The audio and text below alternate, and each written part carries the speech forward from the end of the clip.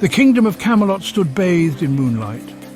The silvery glow of the moon cast long shadows across the ancient stone walls, giving the castle an ethereal, almost otherworldly appearance.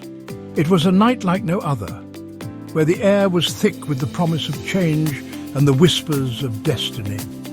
Ancient forests whispered secrets to the wind. The trees, tall and ancient, seemed to murmur tales of old, their leaves rustling like the pages of a forgotten book.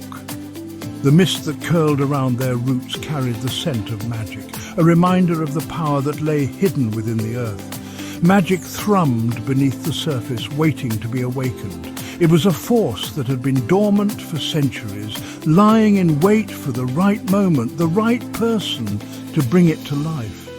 The very air seemed to shimmer with anticipation, as if the forest itself knew that something extraordinary was about to happen.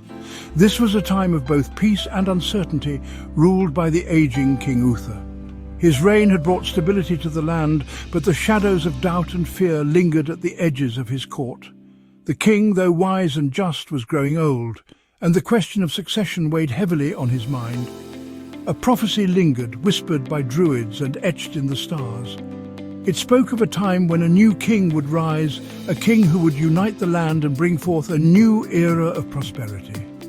The stars themselves seemed to hold their breath, waiting for the prophecy to unfold.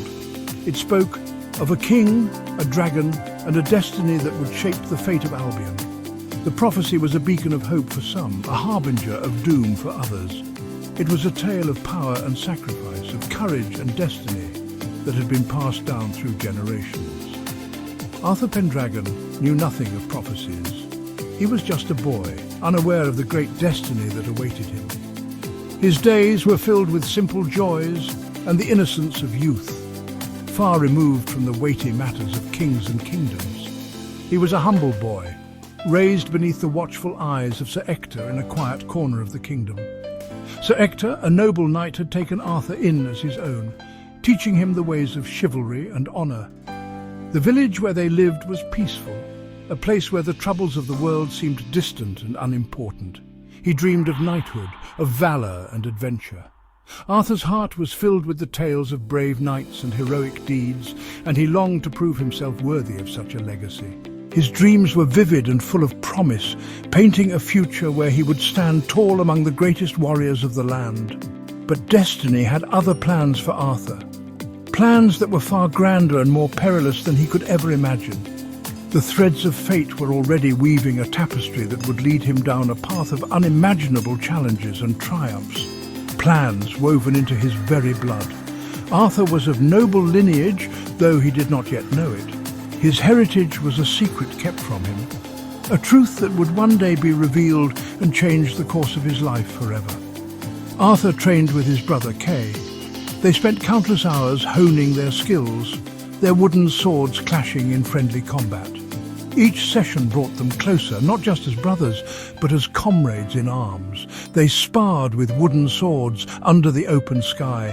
The vast expanse above them seemed to echo with the sounds of their laughter and the clatter of their makeshift weapons.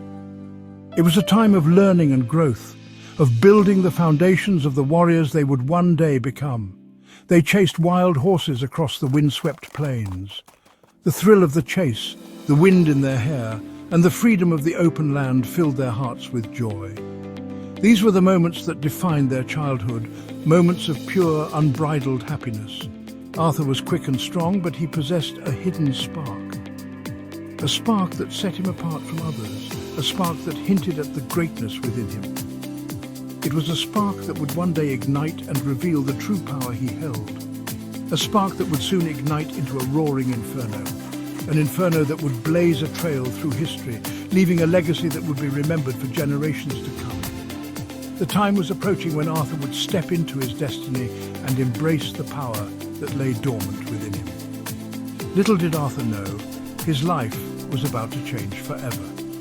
The events that were set in motion would lead him on a journey of self-discovery, of trials and tribulations, and ultimately of triumph. His path was one that would alter the course of history and fulfill the ancient prophecy. A life destined to fulfill the ancient prophecy and awaken the crimson legacy of the Red Draco. The legacy that would see him rise as the greatest king Camelot had ever known, a king who would unite the land and bring peace to Albion. Arthur Pendragon's journey was just beginning, and the world would never be the same. The air crackled with anticipation. The mist hung low over the fields, shrouding the landscape in an eerie silence. It was as if the very earth was holding its breath, waiting for something monumental to unfold. A grand tournament was to be held in Camelot, a spectacle that drew the bravest and the boldest from every corner of the realm. The castle grounds were abuzz with activity, as knights and squires prepared for the event of a lifetime. Knights from across the realm gathered, their armor gleaming under the summer sun. Each one carried the hopes and dreams of their people, their banners fluttering in the gentle breeze. The air was thick with the scent of sweat, metal, and the promise of glory.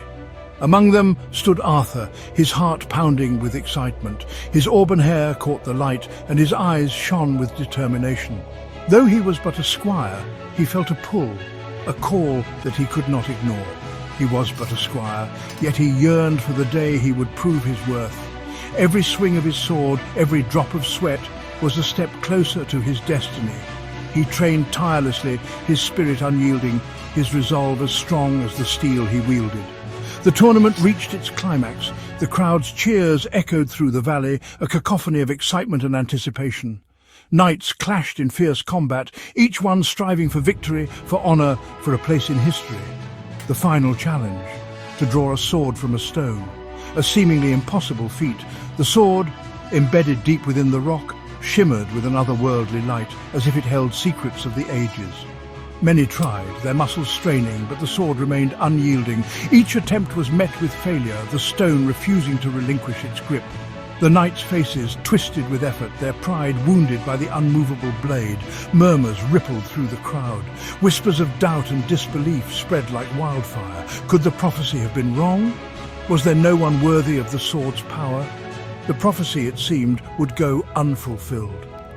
Faces fell, hope dimmed, and the weight of disappointment settled over the gathering like a dark cloud. Then Arthur, drawn by an unseen force, stepped forward. His heart raced, his mind a whirlwind of thoughts. What if he failed? What if he succeeded? The weight of destiny pressed upon his shoulders. He reached out, his hand closing around the hilt of the blade. The metal was cool to the touch, yet it seemed to pulse with a life of its own. He took a deep breath, feeling the eyes of the crowd upon him. A surge of power coursed through him, raw and ancient. It was as if the very essence of the land flowed into him, filling him with strength and purpose. He felt a connection, a bond with the sword that transcended time. The sword slid free, glowing with an ethereal light. The crowd gasped. News spread like wildfire. The impossible had happened. The prophecy was true. The chosen one had emerged. The sword in the stone, a symbol of true kingship, had chosen its champion. The ancient prophecy had been fulfilled, and the realm had found its leader. Arthur, the unknown squire, was the heir to the throne. His journey from obscurity to greatness had begun, and the world would never be the same. He was a Pendragon, descendant of kings and the last of the Red Draco bloodline. His destiny was now clear, and the future of Camelot rested in his hands.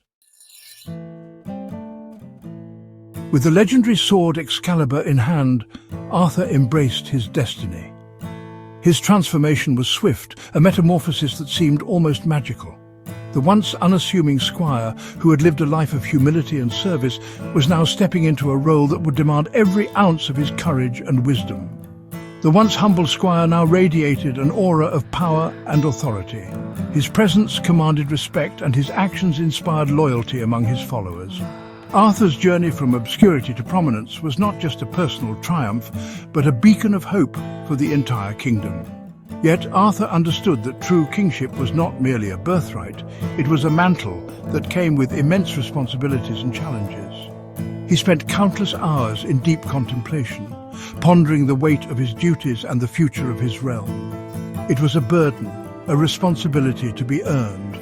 Arthur knew that every decision he made would shape the destiny of his people. He sought counsel from his trusted advisors, weighing their wisdom against his own instincts. The ancient wizards, keepers of forgotten lore, revealed the truth of Arthur's lineage.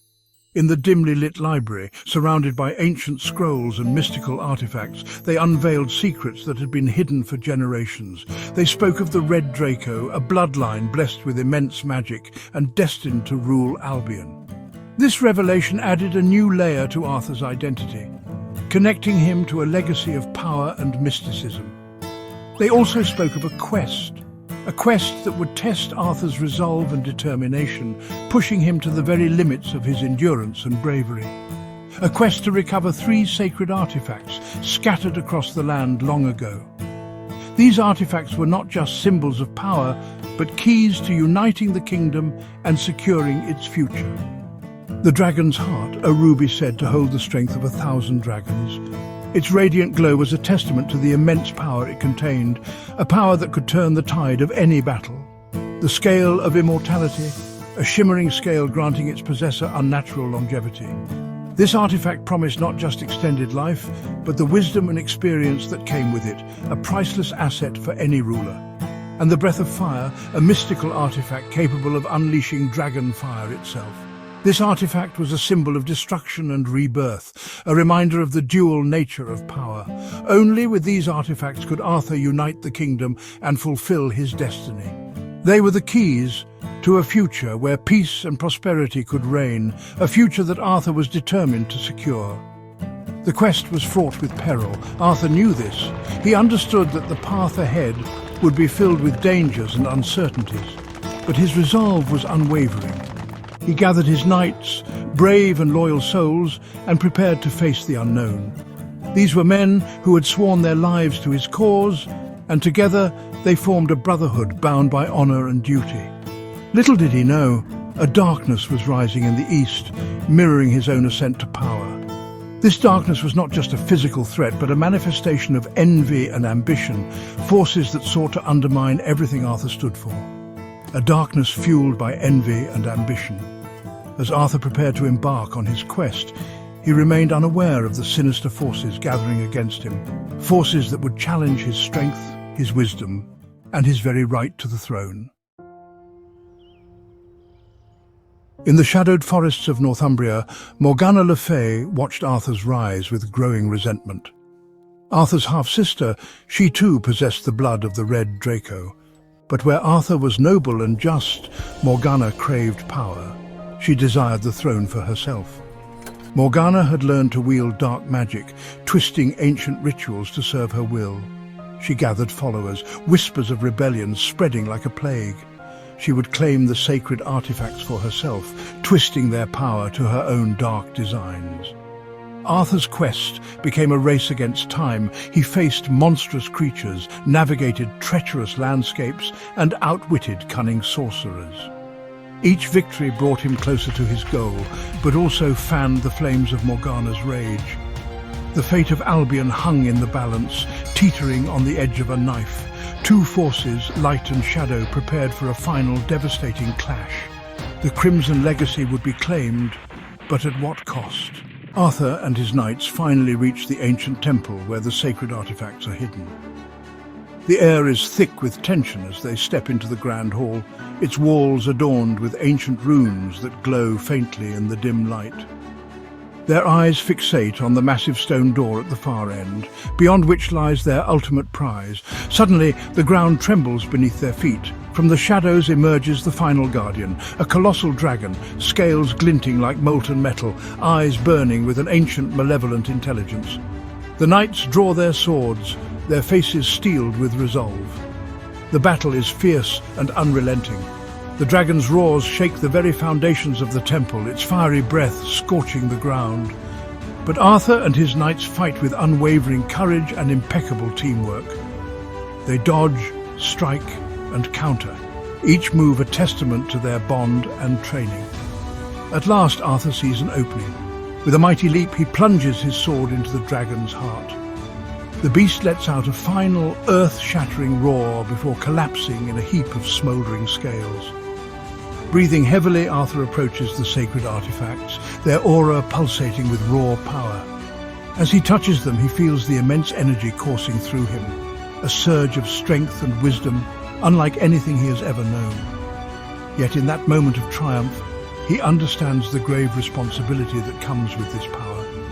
He knows he must wield it wisely, for the fate of Albion depends on his judgment. With the artifacts in hand, Arthur and his knights prepare to face Morgana one final time. The ultimate battle between light and shadow looms on the horizon, and the Crimson legacy will soon be decided.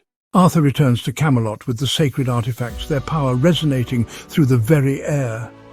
The city, once shrouded in uncertainty, now buzzes with anticipation. Banners flutter in the wind, and the people gather in the grand courtyard, their faces alight with hope and reverence. The grand hall is a sight to behold, adorned with the finest decorations, reflecting the significance of this momentous occasion. As Arthur steps forward, the sacred artifacts are placed before him, their aura pulsating with an almost divine brilliance. In a solemn and majestic ceremony, Arthur is crowned king. The crown, a symbol of his rightful place and the fulfillment of the ancient prophecy, is placed upon his head. The crowd erupts in cheers, their voices a harmonious blend of joy and relief. The prophecy of the Crimson legacy of the Red Draco has come to pass. Morgana, once a formidable foe, stands defeated and stripped of her powers. Her malevolent influence no longer taints the kingdom. She is banished from Camelot, her reign of terror brought to an end. Peace returns to Albion, the dark clouds of war and strife dispelled by Arthur's ascendancy. Under Arthur's rule, Camelot flourishes. Justice and wisdom guide his decisions, and the kingdom prospers like never before. The once fractured lands now unite under a banner of hope and prosperity. The Crimson legacy is secured, and the people of Albion look to the future with renewed faith. The story concludes with a vision of a bright and promising future for Camelot. Children play in the streets, the markets thrive, and the people live in harmony. Arthur, the once humble knight, now stands as a beacon of hope and strength, his legacy etched into the annals of history.